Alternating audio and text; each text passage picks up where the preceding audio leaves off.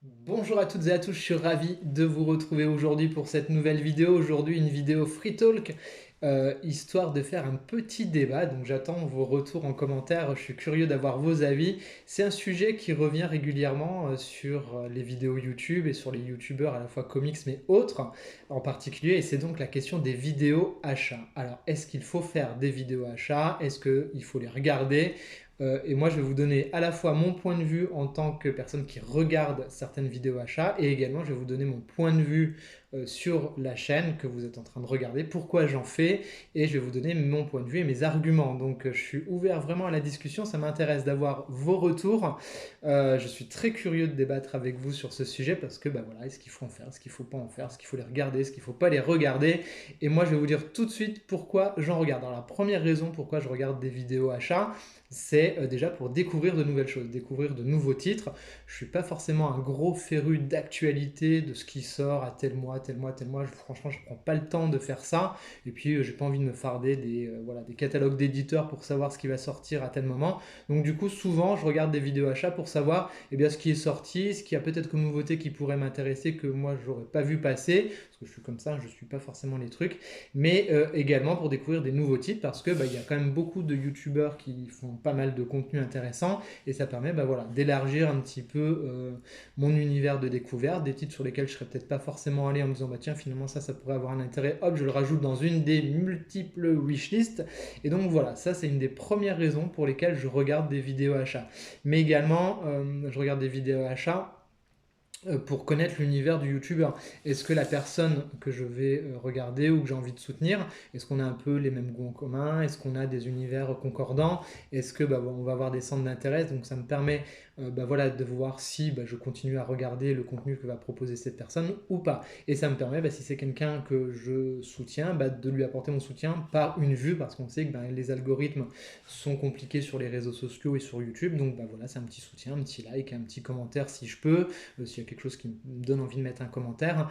Et puis voilà, donc c'est un petit soutien aussi comme ça. Et puis également, les vidéos achats, je trouve que c'est une vidéo assez consensuelle, et ça on y reviendra un petit peu plus tard, qui fait que souvent en fin de journée, quand j'ai eu des semaines de boulot assez chargées, je regarde une vidéo achat avant de me coucher, et puis ça vide la tête, ça permet voilà, de ne pas se prendre la tête, de regarder un petit contenu sympa, sans stress, un truc posé comme ça, et puis ça m'endort tout doucement. Voilà. Donc c'est du contenu simple qui je trouve correspond plutôt pas mal à ce qu'on peut attendre de YouTube. Voilà, ça c'est les trois raisons pour lesquelles je regarde des vidéos achats de mon côté. Les raisons pour lesquelles je fais des vidéos achats sur ma chaîne, et là c'est en toute transparence, vous me connaissez, et la première raison c'est parce que ça fait des vues, c'est des vidéos qui font généralement plus de vues que les vidéos en moyenne. Vous regardez là sur la chaîne, vous allez voir, alors là il y a l'exception Tortue Ninja, qui est la première vidéo vue sur la chaîne en chronique et en review, donc je suis super content, ça fait plaisir que ce soit des reviews qui portent la chaîne, mais c'est pas souvent le cas, malheureusement les reviews sont toujours moins de vues que les vidéos achats. Donc une vidéo achat, c'est à la fois des vues assurées d'un certain côté, et si on fait des vidéos sur YouTube, c'est aussi parce qu'on a envie de se faire découvrir et de faire connaître son contenu et de partager des choses. Donc voilà, les vidéos achats sont celles généralement sur lesquelles il y a le plus de pop d'abonnés sur la chaîne, contrairement aux vidéos review. Et ça, on va y revenir dessus, justement parce que ce sont des vidéos consensuelles, comme je vous le disais tout à l'heure. J'ai pris les petites notes, c'est pour ça que je regarde en biais. C'est des vidéos consensuelles, c'est-à-dire que sur une vidéo achat, on va dérouler une liste d'achats, de titres, de comics, de BD, de mangas, et généralement, on n'émet pas un avis ou une critique tout de suite, ce qui fait que c'est assez consensuel, donc finalement, le plus de monde peut se retrouver dans ces vidéos H là en se disant ouais ça ok c'est un titre qui m'intéresse, nanana, je vais liker, je vais m'abonner et je verrai peut-être la review ensuite. Donc du coup c'est des vidéos qui généralement génèrent pas trop de confusion, de haters, de choses comme ça. On est dans une vidéo assez simple finalement, un espèce de vitrine de la chaîne. Et ça c'est le deuxième point. C'est aussi pour ça que je fais des vidéos achats. C'est également l'annonce finalement du programme qu'il va y avoir en review ensuite sur la chaîne, parce que si vous me suivez, vous savez que je fais toutes les reviews de ce que je vous présente dans les vidéos achats, même si ça prend du temps, parce qu'on a tous des pales absolument énormes, et puis après on se brioche un truc plus récent, et puis il y a des trucs qui redescendent, enfin bref, vous connaissez la réplique, mais ça vous donne un petit aperçu à la fois de la ligne éditoriale de la chaîne,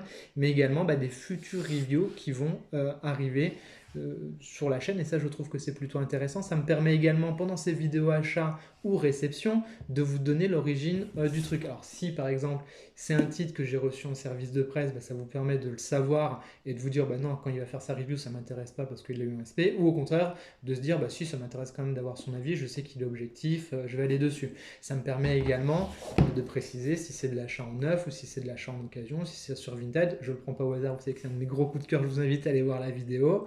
Voilà, donc ça aussi, ça me permet de vous dire l'origine des titres, de vous dire d'où ils viennent, sans forcément avoir à le redire dans les reviews, parce que les reviews, j'aime bien qu'elles soient courtes. Reparler de l'origine du titre, je trouve que ça fait perdre du temps. Donc voilà, vous avez tout ça dans les vidéos achat. C'est la logique de ma chaîne. Je ne sais pas si c'est la bonne, mais en tout cas, c'est la mienne.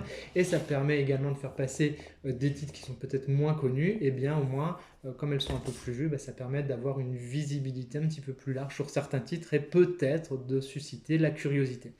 Dernier point, dernière raison pour laquelle je fais des vidéos achats sur la chaîne, c'est également bah, ce plaisir du partage. Finalement, quand on est collectionneur, quand on aime les choses, qu'on est passionné, que ce soit en jeux vidéo, musique, cinéma, enfin ceux qui me suivent sur Insta savent que je suis passionné de plein de choses, et ben c'est comme à l'époque, c'est-à-dire que quand on achetait un nouveau jeu vidéo, on était content d'aller voir ses copains et de dire tiens, je me suis acheté le Virtua Racing sur Mega Drive, c'est trop bien, nanana, nanana.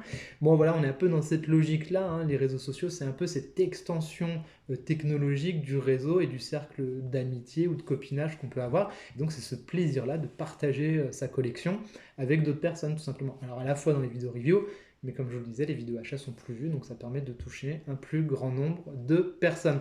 Voilà en gros les raisons pour lesquelles je regarde et à la fois pourquoi je fais des vidéos achats sur cette chaîne. J'essaye de segmenter correctement et de ne pas en faire de trop. J'essaye d'en faire une par mois, mais quand il n'y a pas de mois intéressant, je ne le fais pas.